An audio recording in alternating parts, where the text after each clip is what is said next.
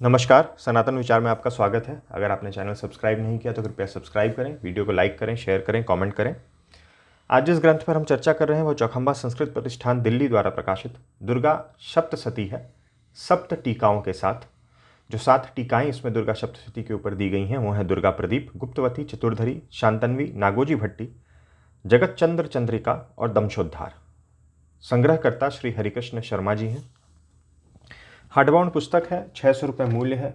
Website से लिया था मैंने चौखंबा की, 20% का डिस्काउंट मिला था। कुल पृष्ठ 16 पृष्ठों में भूमिका और प्राकथन इत्यादि है और 286 में दुर्गा सप्तशती के 13 अध्याय, उन पर ये 7 टीकाएँ। एक्चुअली टीकाएँ जो हैं वो 6+1 कहना ज़्यादा बेहतर होगा। ऐसा क्यों, वो अभी आपको विदित हो जाएगा जब हम ग्रंथ के अंदर की और जानकारी देखेंगे। और उसके अलावा केवल 13 अध्याय और उन पर ही टीकाएँ नहीं हैं। उनके अलावा देवी कवच, अर्गला स्तुति, देवी कीलकम,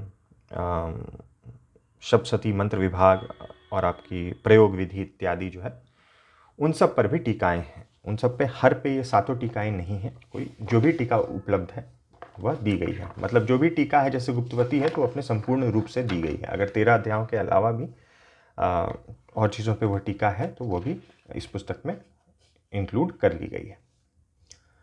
दुर्गा सप्तशती, दुर्गा प्रदीप, गुप्तवती, चतुर्धरी, शांतनवी, नागोजी भट्टी, जगतचंद्र चंद्रिका, दमशोद्धार इति सप्तटीका इयम् औरंगाबाद नगरस्थ औदिच्य सहस्त्र ज्ञातीय पंडित वेंकटराम आत्मज हरिकृष्ण शर्मणा संग्रहिता।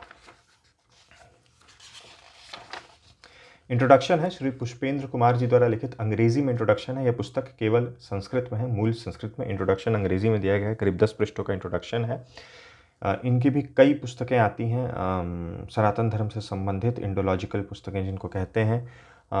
ये आपको, अगर मुझे ठीक याद है, परिमल से, EBL से भी इनकी कई सारी पुस्तकें आती हैं। धर्मशास्त्रों का भी एक 18 धर्मशास्त्रों का संग्रह अंग्रेजी अनुवाद के साथ भी इनका आता है, और भी कई एक पुस्तकें आती हैं। अच्छा इंट्रोडक्शन इन्होंने लिखा है। प्रारंभ में तो शक्ति तत्व का विवेचन कर रहे हैं और उसके बाद धीरे धीरे सप्तशती की ओर और फिर टीकाओं की ओर जो है वो चर्चा बढ़ रही है।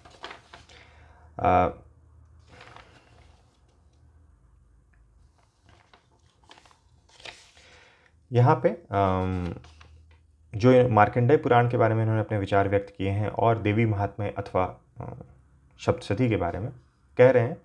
The Devi Mahatmya forms part of the Markandeya Puran, one of the oldest Puran which was compiled and edited in its present form in the Gupta period. तो ये गुप्ता पीरियड से इसको संबंधित कर रहे हैं, जो कि कई सारे विशेषज्ञ करते हैं बहुत सारे पुराणों को, लेकिन इन्होंने स्पष्ट रूप से लिखा है compiled and edited in present form, यानी कि अगर अंत तक कुछ उसमें जोड़ा गया है तो वह गुप्त काल तक ऐसा हुआ है। The Devi Mahatmya is a complete book consisting of 13 chapters, also named as Saptashati और चंडी।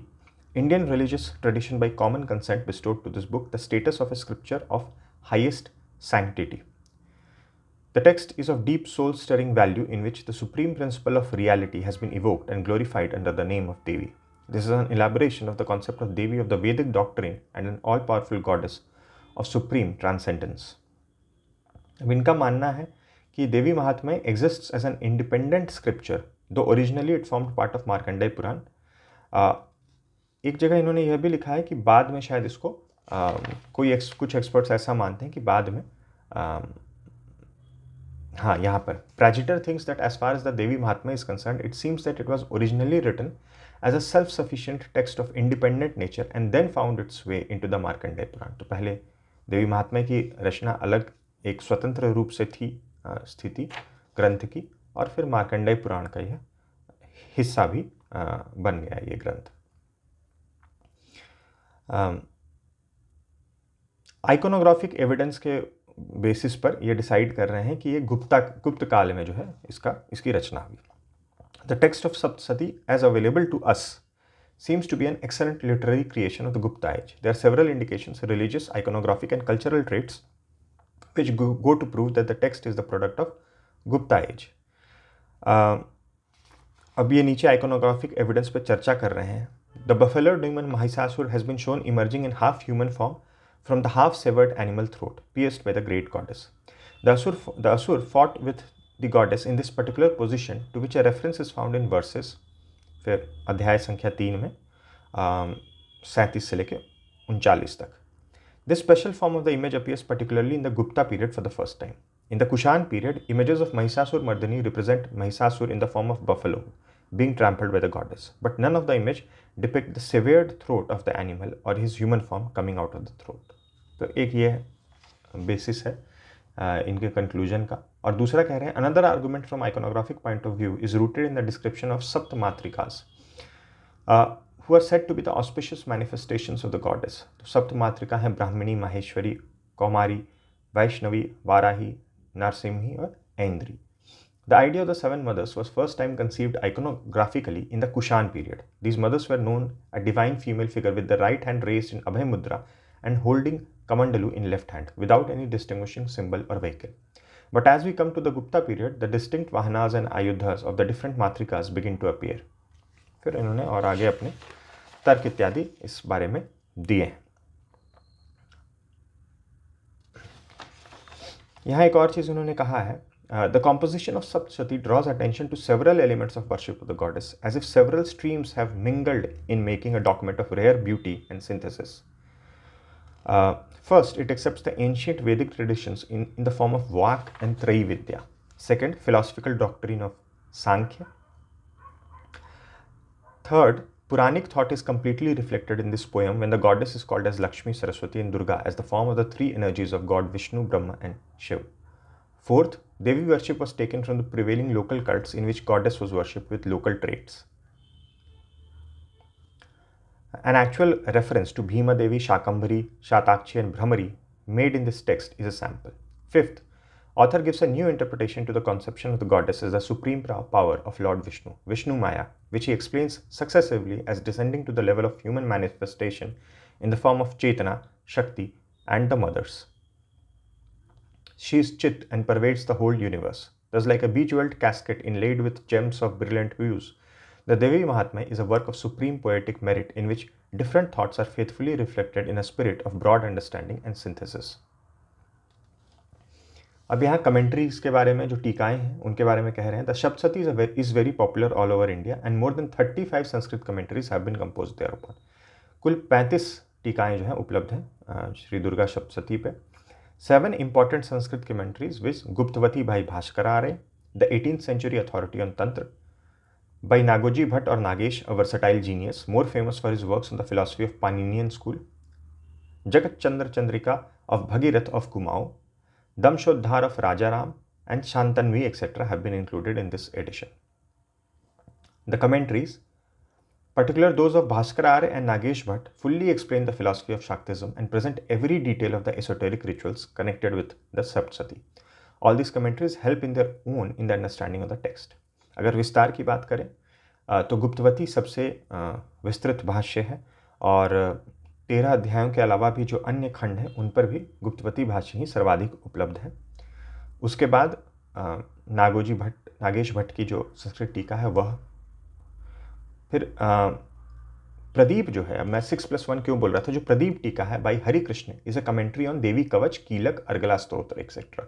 तो जो 13 अध्याय हैं उन पर प्रदीप टीका उपलब्ध नहीं है. प्रदीप टीका केवल देवी कवच, कीलक, अर्गला स्तोत्र इत्यादि पर उपलब्ध है.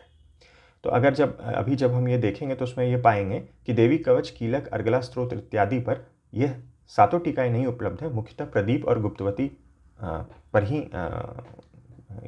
यही 2 टीकाएँ इन पर उपलब्ध हैं, बाकी सारी टीकाएँ नहीं हैं. और प्रयोग विधि कुछ हद तक नागेश भट्ट की टीका भी है 13वें अध्याय के अलावा. बाकी जब 13 अध्याय प्रारंभ होते हैं दुर्गा सप्तशती पे तो उन पे 6 ही टीकाएँ हैं, गुप्तवती, प्रदीप, चतुर्धरी, शांतन्वी और दमशोद्धार और जगतचंद्र चंद्रिका.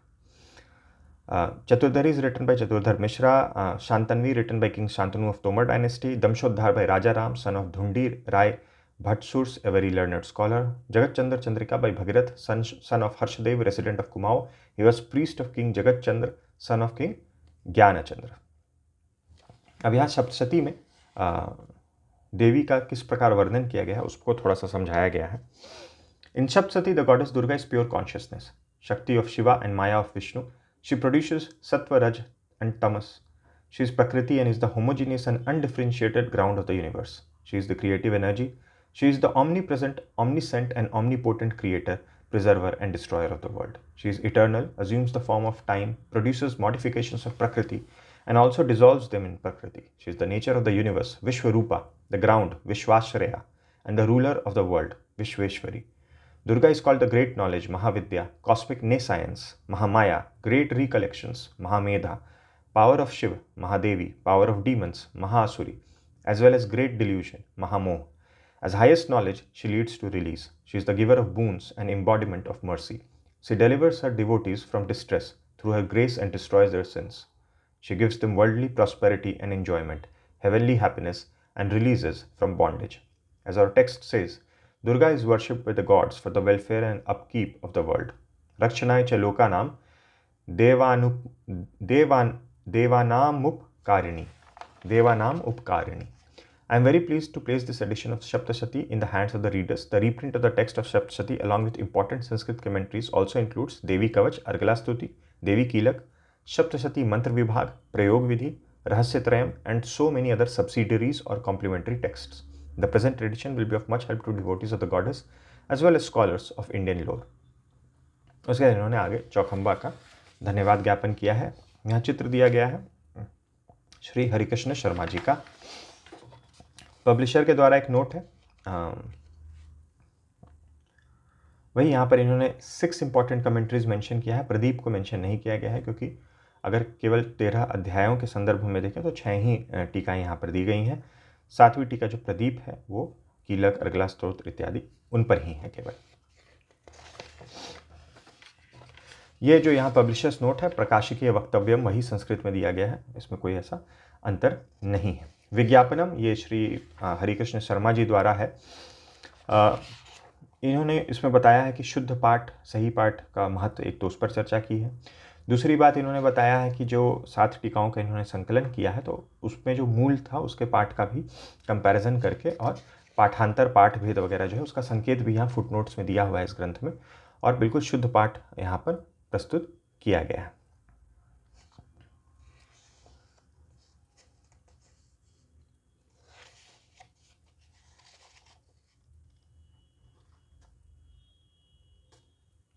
और थोड़ा बहुत गुप्तवती का भी, गुप्तवती में कैसे प्रमाण इत्यादि दिए गए हैं और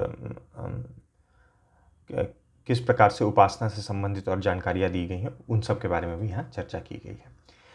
यहाँ से टीकाएँ प्रारंभ हो रही हैं। प्रथम उपोद्घात है, ये उपोद्घात 7 टीकाओं का अंश नहीं है। ये उपोद्घात जो है वो श्री हरिकृष्ण शर्मा जी द्वारा ही लिखित है। और यहाँ पर इन्होंने ऐसा मुझे लगा दुर्गा उपासना संग्रह से संबंधित जो है उस पर चर्चा की है, और पढ़ के तो मुझे लगा जैसे कि कोई विषय सूची है किसी प्रकार की, या जानकारी दी है कि क्या क्या इसमें कवर किया गया है उसके बारे में। और बहुत सारे यहाँ नंबर्स भी हैं ऊपर, हालांकि कोई फुटनोट नहीं दिया गया है इस उपोद्घात में। थोड़ा पूर्ण रूप से तो मैं इसमें श्योर नहीं हूँ, एकदम कॉन्फिडेंट, लेकिन हो सकता है ये किसी अन्य ग्रंथ का भी इसमें संदर्भ हो। यहाँ से टीका प्रारंभ हो रही है। ये गुप्तवती टीका का सप्तशती का उपोद्घात है। काफ़ी विस्तृत है, गुप्तवती टीका सबसे विस्तृत है, हर जगह इतनी विस्तृत नहीं है, बट जहाँ है वहाँ है। देवी कवच का मूल दिया गया है, फिर गुप्तवती और प्रदीप टीका ये प्रारंभ किए हैं। अर्गला स्तुति है, इस पर भी गुप्तवती और प्रदीप टीका है। ये सभी टीकाएं केवल संस्कृत में है, जैसा मैंने बोला। फॉन्ट साइज़ जैसा आप देख सकते हैं छोटा है, जो मूल है वो बड़े बोल्ड फॉन्ट में संस्कृत दिया गया है, और नीचे साधारण छोटे फॉन्ट में उसकी व्याख्या दी गई है संस्कृत में ही, हिंदी में ये उपलब्ध नहीं है। फिर देवी कीलक है, देवी कीलकम में भी प्रदीप व्याख्या और गुप्तवती व्याख्या है। फिर रहस्य तंत्रोस्थ गुरु कीलक कपटल, ये हो गया। सप्तशती मंत्र विभाग हो गया, मंत्र विभाग कारिका हो गया। इन सब पर केवल आपको गुप्तवती टीका ही उपलब्ध है। यहाँ पर हेडिंग नहीं दिया गया है, मगर आप अंत में देखें तो इति श्री गुप्तवत्याम रहस्य तंत्रस्थ कीलक विवरण पटल। फिर सप्तशती का मंत्र विभाग भी इस प्रकार से यह गुप्तवती अनुसार है। इति गुप्तवत्याम कात्यायनी तंत्रे विंशर्त पटलस्य व्याख्या समाप्ता। बीच बीच में जहाँ है वहाँ रेफरेंस भी उन व्याख्याओं में दिया हुआ है, जैसे यहाँ कात्यायनी तंत्र का रेफरेंस दिया हुआ है। आगे मंत्र विभाग कारिका है, यह भी गुप्तवती टीका के ही अंतर्गत है। इति गुप्तवत्याम पूर्व पीठिका आदि निर्णय। यहाँ नागोजी भट्ट द्वारा प्रयोग विधि दी गई है और इन्होंने भी कई रेफरेंसेस दिए हैं। यहाँ प्रथम मध्यम चरित्रम पठित्वा ततः प्रथम तृतीयो पठेदित्युत्कीलं कम इति केरला। यहाँ भी इन्होंने रेफरेंस दिया इति प्रथम चरित निर्णयो नाम विंशतिम पटलम। ये भी कात्यायनी तंत्र विरोध स्पष्ट एवती दिक्, कात्यायनी तंत्र का यहाँ पर रेफरेंस आया है। तो ये प्रयोग विधि है नागोजी भट्ट की।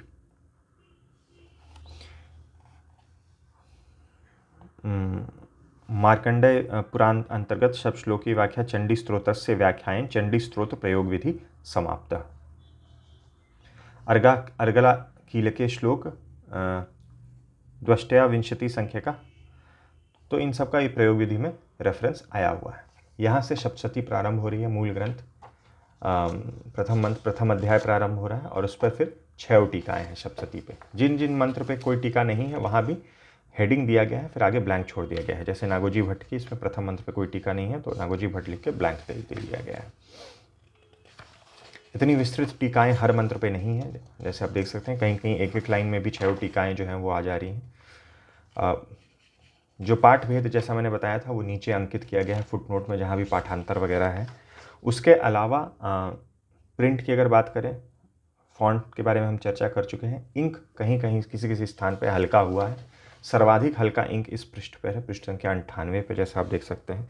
ज़रूरी नहीं कि हर प्रति में पृष्ठ संख्या 98 पर ही इंक हल्का हो, वो तो छपाई के समय जैसा हुआ हो उस स्थिति परिस्थिति पर निर्भर करता है।